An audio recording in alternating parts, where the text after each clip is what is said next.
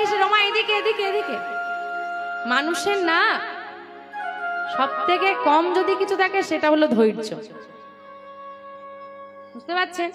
আর এই ধৈর্যের মূলেই কিন্তু আমাদের সব অশান্তি। স্ত্রী উকিলের কাছে গেছে, কি চাই? হ্যাঁ, বিচার নয়, উকিলের কাছে লোক বিচার চাইতে যায় না, ডিভোর্স চাই। আর থাকা যাচ্ছে না, কেন? কি ঝগড়া, কতদিন ধরে হচ্ছে, হয়ে গেল বছর 2-3, আর থাকা যাচ্ছে না। ওমা, তুমি ছেলে মেয়ে আছে? হ্যাঁ, একটা ছেলে একটা মেয়ে আছে। ছেলে মেয়েটার ভবিষ্যৎ নষ্ট হয়ে যাবে, তা বলে কি আমি আমার ভবিষ্যৎ নষ্ট করবো না? এত শান্তি নিয়ে থাকতে পারবো না? ডিভোর্স আমার চাই। যদি অশান্তি মিটে যায়, কোনোদিন মিটবে না, ওই লোকটাকে বোঝানো আর সম্ভব নয়। শোনো, 1 মাস আমাকে সময় দাও, সব ঠিক করে দেবো। কি করে? বলে কানে কানে বলবো, শোনো আমি না জড়িবুটি জিনিস শিখেছি। সে কি গো? শোনো, তোমাকে একটা মন্ত্রপ্রুত জল দেব। কি করতে হবে? স্বামীর খাবারে মিশিয়ে দেবো। তাহলে বলে কি করতে হবে জানো? যখন দেখবে পরিস্থিতি গরম হচ্ছে, হ্যাঁ লাগবে লাগবে একদম, তুমি ওই জলটা মুখের মধ্যে রেখে দেবে। রেখে দেবে, যাই বলুক তুমি সব সহ্য করে নেবে, শুধু জলটা মুখে রাখবে আর আমার নাম মনে মনে করবে। যখন দেখবে স্বামী শান্ত হয়ে চলে গেছে, আর কিছু বলছে না, জলটা এবার হরিবোল হরিবোল বলে ঘেটে নেবে। কদিন করতে হবে না, তুমি 1 মাস করো, তারপর সব ঠিক হয়ে যাবে। ঠিক আছে, স্বামী ঘরে ঢুকেছে, রীতিমতো দেখবেন কাজবাজ করে এলে একটু মিজাজ গরম থাকে, সারাদিন পরিশ্রম করে আসা, বাচ্চা আছে বাড়িতে, বিছানাপত্র ঘেটে রেখে দিয়েছে। স্বামী এবার উত্তপ্ত হচ্ছে হচ্ছে হচ্ছে হচ্ছে, শুরু লাগবে লাগবে, জল নিয়ে নিয়েছে মুখে। স্বামী তো যা নয় তাই করে বলেই যাচ্ছে বলেই যাচ্ছে বলেই যাচ্ছে বলেই যাচ্ছে, স্ত্রী কোনো উত্তর করছে না, মনে মনে নাম করছে, মন্ত্র বলে দিয়েছে, জপ করছে জপ করছে। স্বামী তোর ভাল লাগে না, কোনো কথার উত্তর নেই, সে তার নিজেই বিছানা বিছানা গুছিয়ে বেড়ে শুয়ে পড়েছে, জলটা ঘিটে নিয়েছে। বেশ মোটামুটি 15 দিন কেটে গেছে। স্বামীটা চিন্তা করছে, সত্যি দেখো আমি যেমন সারাদিন বাইরে কাজ করি, মেয়েটাও করে, মেয়েটাও পরিশ্রম করে। এবং বাবাদেরকে বলে রাখি, আপনি বাড়ি বাজার থেকে ফিরে, অনেকেই থাকে এরকম কাজ থেকে ফিরে কিন্তু বাড়িতে খুব মেজাজ দেখায়, তাই তো? আমাকে কিন্তু এখানে একটা ঘটনা ঘটেছে, বলবো?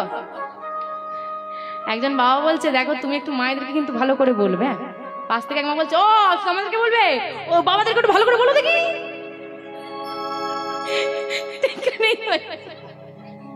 তো বাবাদেরকেও বলছি, বাবা আপনি একটা কথা ভেবে দেখবে, আপনি যেমন বাজার থেকে ফিরে, কাজ থেকে ফিরে আপনার যেমন শরীর ক্লান্ত থাকে, কিছু না পেলে মেজাজটা খিটখিটে থাকে, বলতে ইচ্ছে করে, একটা কথা মনে রাখবেন বাবা, আপনি যেখানে কাজে গেছেন আপনার একটা মালিক, আপনি যদি কাজে ভুল করেন আপনাকে একজন বকবে, ওই মেয়েটার বাড়িতে কিন্তু মালিকের অভাব নেই। ছেলে বলছে এটা করো, মেয়ে বলছে ওটা করো, শাশুড়ি বলছে এই করো, ননদ বলছে এই করো, শ্বশুর বলছে এই করো, সবাই কিন্তু তার মালিক, বাস কর্মচারী একজন। আপনিও কাজ করেন আর ওই মেয়েটাও কাজ করে, তফাৎটা এটুকুই, আপনি মাইনে পান, সে পায় না। শুধু দুবেলা দুমুঠো পেট পূরণ খাবার, এটুকুই তার খোরাকি। আপনি চাইলে মাথা গরম দেখিয়ে বাড়িতে না খেয়ে বাজারে গিয়ে 2 কাপ চা খেতে পারবেন, আড্ডা দিতে পারবেন, মেয়েটা পারে না। আপনি চাইলে আপনার শরীর খারাপ, মালিককে ফোন করে বলে দেবেন শরীরটা খুব অসুস্থ, আজ আমি কাজে যেতে পারবো না, ওই মেয়েটার কিন্তু কাউকে বলার নেই, আজ আমার শরীর অসুস্থ, আমি কাজগুলো করতে পারবো না। আপনার মাসে ছুটি আছে, বছরে ছুটি আছে, সপ্তাহে ছুটি আছে, মেয়েটার কোনোদিন ছুটি নেই, তারপরেও আপনি 10 টাকার একটা টিপের পাতা নিয়ে এসে হাতে ধরিয়ে দিন, এমন আনন্দ হয় না যেটা আপনি মাইনে পেয়ে আনন্দ পান না। সবার কাছে নিবেদন করি যে বলো, অশান্তি হতেই পারে, এমন ভাবে বলো না যে মেয়েটারও চোখে জল আসে। কোনোদিন ঘরের সব কাজ সামলে দেখো, যেটুকু মাথায় চুল আছে না ওটুকুও থাকবে। ভাবো না খুব পরিশ্রম করি, তুমি শরীরে খাটো, মেয়েটা কথা শোনে তারপরও কাজ করে। তো স্বামী বলছে সত্যি তো, মেয়েটাও কাজ করে আমিও করি, এত পরিশ্রম, তবুও মেয়েটা মুখ বুজে আমার এত কথাগুলো সহ্য করে নেয়। একটা দিন ঘরে থেকে বাবা লক্ষ্য করলো সারাদিন মেয়েটা কি করছে।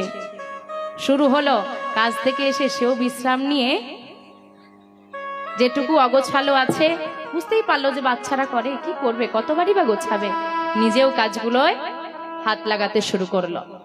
ধীরে ধীরে 1 মাসের মধ্যে স্বামী স্ত্রীর সম্পর্ক আবার সুন্দর হয়ে উঠলো। এইবার গেছে উকিলের কাছে। আচ্ছা মা, ওই জলটার মন্ত্র কিন্তু আমিও শিখেছি, তোমরা যদি কেউ চাও আমি কিন্তু দিতে পারি। কারো লাগবে? লাগবে না? এবার গোপন তথ্যটা তাহলে বলেই দি। বলে বাবা জলে কি মিশিয়েছিলে বলো, তোমার কাছে তো সবাই আসবে না, আমাদের পাড়ায় এরকম অনেক জ্বলছে, যদি উপকার করতে পারি। জলে কিছু ছিল না, ছিল তোমার মুখে। কারণ যখন দ্বন্দ্ব লাগে, একজন যদি বলে আর একজন যদি চুপ থাকে, এমনি সমস্যা মিটে যাবে, কিন্তু ধৈর্যটা এতটাই কম, ও বলেছে মানে পুরো রেডি, বলতেই হবে, ঝড়ের গতি। তুমি মুখে জল না রেখেও তুমি চুপ থাকতে পারো, তাতেই সমস্যার সমাধান। নিতাই হরি হরি। কেন বললাম? সবাই মন দিয়ে শুনছিল, যা একটা গান হয়ে গেছে। এবারে বাড়ি যাচ্ছে, আর মেয়েদের একটা স্বভাব কি আছে জানেন, বাবারা যেখান থেকে ওঠে না একজন ওঠে, আর মেয়েরা আধ ঘন্টা ধরে খোঁচা মেরি, চল না, নিজে মরবে আরেকজনকে নিয়ে মরবে। কোনো যদি বাবা একসঙ্গে কোথাও বেড়াতে যাচ্ছে, ধরুন চল তুই এটা পরেছিস, আচ্ছা ঠিক আছে পড়ার সঙ্গে আর কি, চল এই তোর এই রঙের শাড়ি নেই, পর না, একসঙ্গে যাবো, একসঙ্গে খুলিয়ে তাকে পরিয়ে নিয়ে যাবে। মেয়েদের স্বভাব, মরবো একসঙ্গে মরবো, কিন্তু বিচারটা যে একসঙ্গে যেতে পারবো না এটা কেউ বোঝে না। হরি বল হরি বল। আমা বিহারী ক্লান্ত হয়ে গাছের তলায় বসে পড়েছে, আর এদিকে গোবিন্দ কি করেছে, ভক্তের ভগবান তো ভক্তের কষ্ট কি করে সহ্য করবে, ধুতি পরে মাথায় একটা পাগড়ি বেঁধে দইওয়ালা সেজে ফেলেছে। আর দইওয়ালা সেজে নামা চিৎকার করে ডাকছে, কে দই নেবে গো, কে দই নেবে গো। ওমা এত লোকালিটি জায়গা আছে, দই বিক্রি করছে না, ফাঁকা মাঠে দই বিক্রি করছে, কে দই নেবে। শুনতে পাচ্ছে না, কাছে গিয়ে বলতে হবে। বিহারীর কাছে এসেছে, বিহারী গাছের তলায় বসে আছে, কে দই নেবে, কে দই নেবে গো।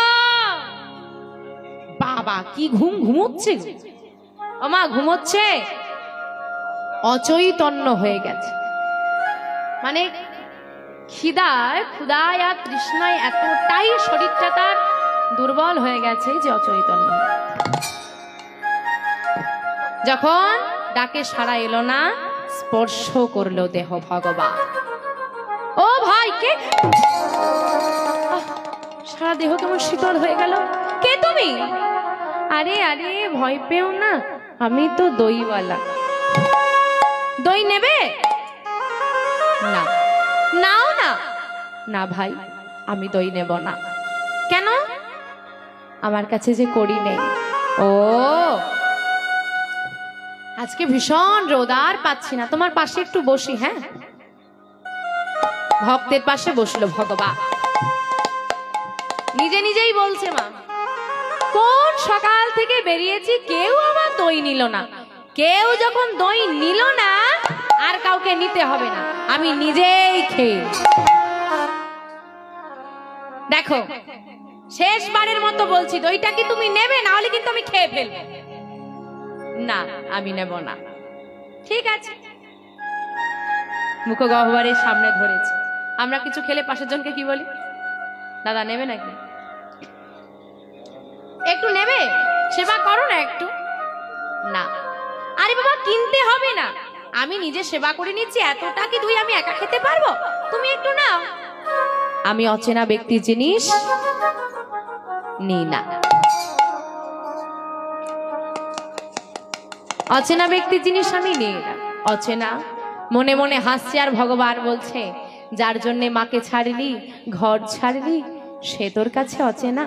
বেশ, আচ্ছা দেখো জগতে তো সবাই সবার অচেনা, তাই তো?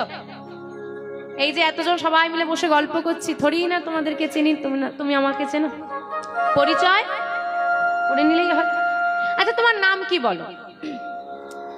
আমার নাম বিহারী লাল। তোমার নাম কি? আমার নাম নন্দদুলাল। তোমার পিতার নাম কি গো? আমার পিতার নাম দ্বিজ ঘোষ। তোমার পিতার নাম? আমার পিতার নাম নন্দ ঘোষ। সে কি গো, তোমার নাম বিহারী লাল, আমার নাম নন্দদুলাল, তোমার পিতার নাম দ্বিজ ঘোষ, আমার পিতার নাম নন্দ ঘোষ, তুমিও ঘোষেদের আমিও ঘোষেদের, তুমিও গোয়ালা আর আমিও গোয়ালা। তা মিল আছে না নেই গো? এত যখন মিল আছে, এসো তুমি আমি বন্ধু হয়ে যাই।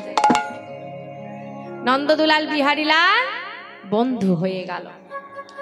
অচেনা ব্যক্তি জিনিস নিতে নেই, এবার তো বন্ধু হয়ে গেছি, এইবার তো সেবা করো। এতদিন আমরা দেখেছি যে ভক্ত ভগবানকে সেবা দেয়, আজকে ভগবান ভক্তের মুখ গহ্বরে তুলে দিলেন। ভগবান ভক্তের সেবা দিতে ভক্ত সুস্থ হয়ে গেল। দেখো মা, এইভাবেও ভগবানকে পাওয়া